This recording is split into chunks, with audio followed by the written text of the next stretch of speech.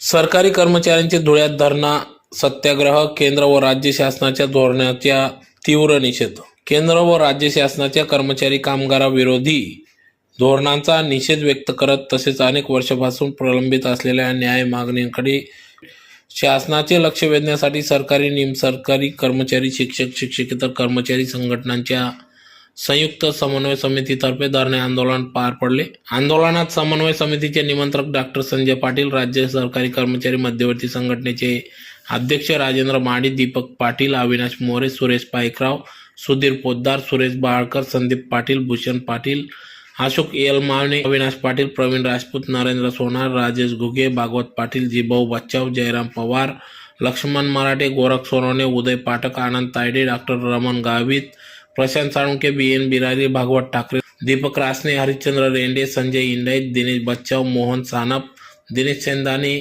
ND Mankar, Prashant Dhangar, Sharad Pawar, राज्य सरकारी वर्ग ड कर्मचारी महासंघाचे वाल्मिक चव्हाण, नागेश खंडारे, मोहन कापसे, महिला कर्मचारी संघटनेच्या प्रतिभा घोडके, पल्लवी शर्मा, पल्लवी साबळे, मीना घुगे, नलिनी बाविस्कर, वर्षा पाटील, किशोरी अहिरे हरणे, उषा वडवी, स्वाती वाघ, शैलजा चव्हाण, सुनीता कापडणीस, कॉम्रेड पोपटराव चौधरी, वसंतराव पाटील, सुरेश बहाडकर यांच्यासह आदी सर्वच पदाधिकारी, कर्मचारी या ठिकाणी या आंदोलनात सहभागी झाले होते. तर ज्यात प्रामुख्याने कामगार संहिता रद्द करणे, PFRDA कायदा रद्द करणे, कंत्राटी व तात्पुरत्या कर्मचाऱ्यांची सेवा नियमित करणे, 8वा वेतन आयोग लागू करणे, सर्व रिक्त पदे तातडीने भरणे, कॅशलेस आरोग्य विमा योजना लागू करणे, जुनी पेन्शन योजना लागू करणे आदी मागण्यांसंदर्भात आंदोलन करण्यात आले.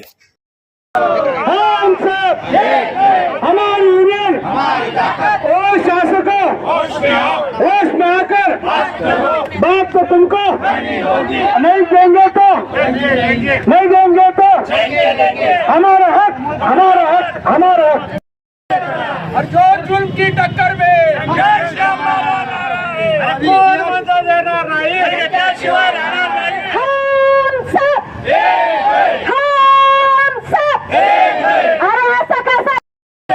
और जो जुल्म की टक्कर में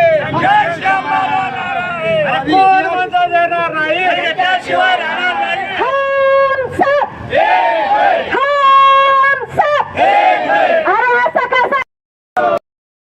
सुरू आहे. आज वीज महामंडळामध्ये मोठ्या प्रमाणावर खाजगीकरण सुरू आहे. ST महामंडळामध्ये मोठ्या प्रमाणावर खाजगीकरण सुरू आहे. आणि अशा माध्यमातून जे सार्वजनिक उपक्रम आहे त्या उपक्रमाचं आज जे भांडवलदार आहेत त्या भांडवलदारांच्या घशामध्ये घालण्याचं काम या सरकारने सुरू केलेलं आहे. काही साखर कारखाने मोलकाईच काम काढायचे आणि तेच साखर कारखाने भंगारच्या भावामध्ये यांनी घ्यायचे आणि तेच साखर कारखाने पुन्हा त्यांनी आपलं सुरू करावे. अशा माध्यमातून आज हे जे धनाढ्य आहेत ते धनाढ्य होत आहेत आणि गरीबातला गरीब होत आहे. आज शेतकऱ्याच्या मालाला हमी भाव नाही. आज शेतकरी इकडे त्याचं कंबरला मोडलं गेलेलं आहे. आज कापूस बाहेरून आयात केलं जातो आहे. आज सोयाबीन बाहेरून आयात केलं जात आहे. आणि जे या भारतामध्ये जे पिकत आहे त्याला बातिमत किमतीमध्ये आज द्यावं लागत आहे.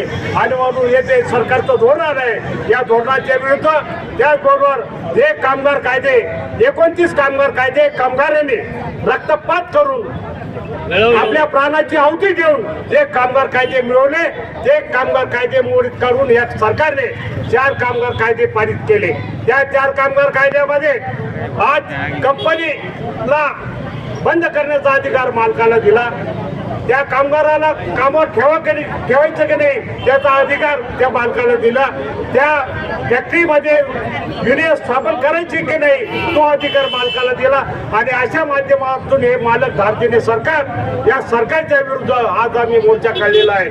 आणि त्याचबरोबर जे 187 उद्योगांमधील जे कामगार आहेत त्यांना न्यूनतम पेन्शन, अल्प पेन्शन म्हणून ही आज 3000च्या पेन्शन देऊन ज्यांची बोवर केले जात आहे त्यामध्ये 9,000 अधिक महागाई भत्ता आणि आरोग्य सेवेचा लाभ द्या. अशा माध्यमातून आज आम्ही ती सुद्धा मागणी केलेली आहे.